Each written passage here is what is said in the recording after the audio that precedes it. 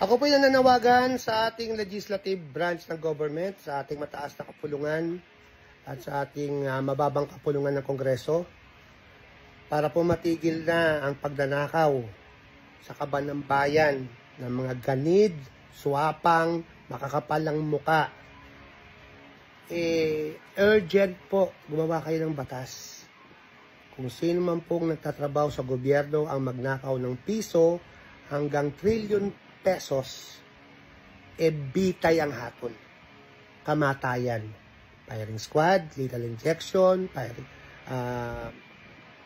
silya elektrika. Gawin nyo po yan. Sana po gawin nyo. Kasi yung death penalty, ayaw nyo eh. Dahil kasama doon ang plunder eh. Ngayon, gawin nyo po ngayon yan. Para pong awa nyo na po. Para pong matigil na po ito. Matagal nyo na pong ginagawa ito eh. Titus pa lang kami, nagnanakaw na kayo. Wala kayong kabusugan. Hanggang ngayon, nagnanakaw pa rin kayo.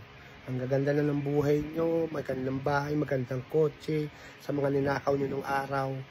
At kung mapapansin nyo, iisa lang ang apelyido nyo.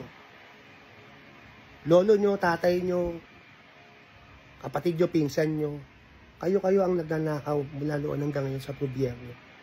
Ang kakapal ng mukha nyo.